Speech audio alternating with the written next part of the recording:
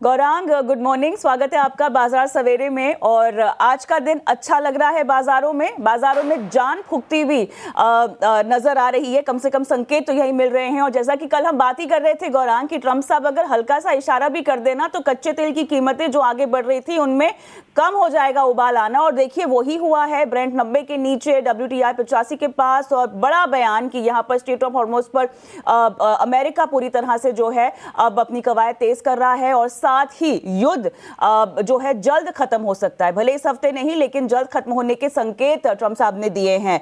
बहुत बड़ा rebound global बाजारों में आता हुआ हमने देखा है। चौतरफा तेजी हमारे बाजारों के लिए कैसा, और आप कैसे इसको पढ़ रहे हैं? बहुत बहुत धन्यवाद कविता, मंच पर आमंत्रित करने के लिए। चुनाव स्वदेश के दर्शकों को और आप सभी को सादर प्रणाम और शुभ प्रभात हमारे तरफ से।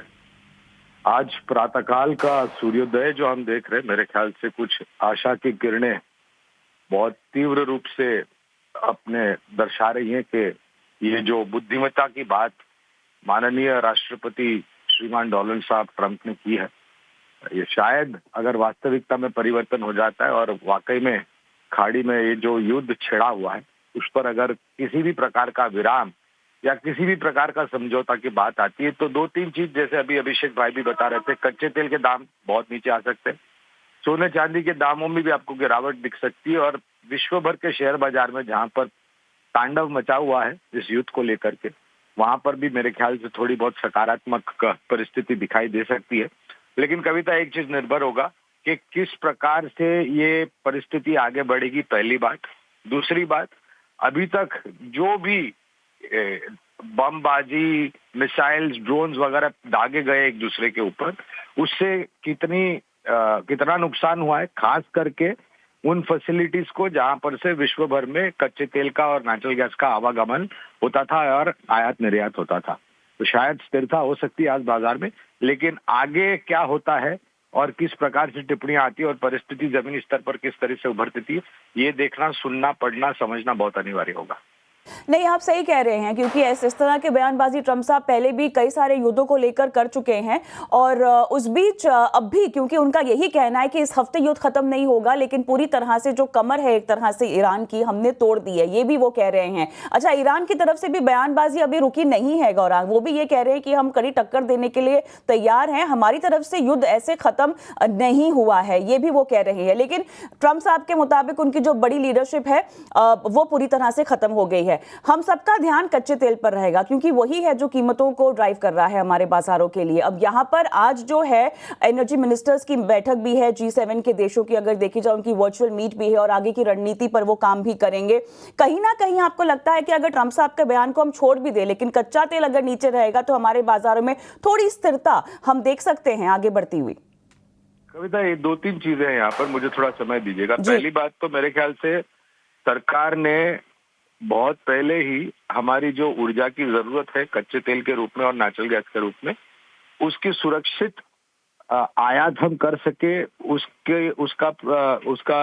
उसका इंतजाम कर दिया था, पहली बात। दूसरी बात, 2-3 दिनों से लगातार माननीय वित्त मंत्री जी, माननीय मंत्री जी पीयूष गोयल जी और पुरी साहब सब टिप्पणी कर रहे हैं कि हमें किसी भी प्रकार की चिंता करने की जरूरत नहीं। कल एक रिपोर्ट पढ़ रहा था जहां पर 33 बिलियन बैरल कच्चा तेल रूस से हमारे देश के तटों पर आने की एक या दिनों में पहुंच जाएंगे।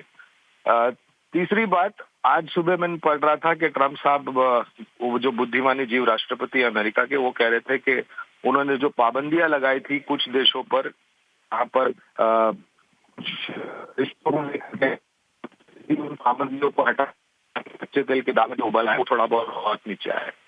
और कि हमें अभी तक ज्यादा चिंता करने की जरूरत नहीं है, क्योंकि ये परिस्थिति जो हुई है कच्चे तेल के दाम में जो उबाल आया है कविता, ये पिछले 2 दिनों से आया है, खास करके कल और आज में। आज थोड़ा नीचे आया है, कल बहुत उबाल आया था।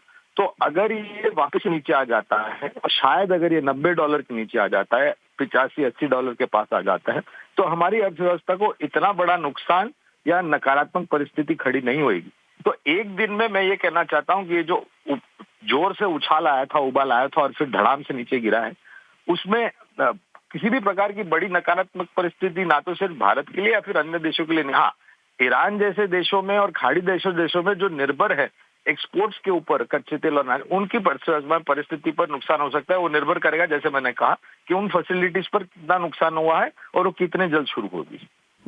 बिल्कुल। एक आखिरी सवाल आपसे मैं पूछना चाहती हूँ, आज बाजार खुलने पर आपकी नजर कहाँ होगी, किन स्टॉक्स पर होगी, किन क्षेत्रों पर होगी, आपकी रणनीति किस आधार पर तय होगी आज के ट्रेड के लिए? गौरांग, एक सवाल आपका ये जो है ना, वो दो धारी तलवार के रूप में आया है, क्योंकि अभी तो हम खबरें सुन रहे हैं कविता, हम समझ रहे हैं। हाँ, लेकिन इतना बिल्कुल कहूंगा कि उन क्षेत्र पर जहां पर कच्चे तेल का सीधा सीधा असर होता था, जहां पर कच्चा तेल एक कच्चा माल के रूप में उपयोग होता था, लागत खर्च के रूप में उपयोग होता था, उन क्षेत्र के ऊपर शायद थोड़ा बहुत, आज शायद, मैं शायद शब्द का इस्तेमाल कर रहा हूँ कविता, कि थोड़ी बहुत राहत दिखाई दे सकती है। फिर वो ऑयल मार्केटिंग कंपनियां हो सकती है, उड़ान क्षेत्र हो सकता है, वो शायद आपका टायर मैन्युफैक्चरिंग कंपनीज हो सकती हैं, पेंट मैन्युफैक्चरिंग कंपनीज, क्योंकि इन सब क्षेत्र में कच्चा तेल एक बहुत बड़ा लागत खर्च के रूप में उभर करके आता है। चलिए, शुक्रिया सुबह सवेरे समय देने के लिए। और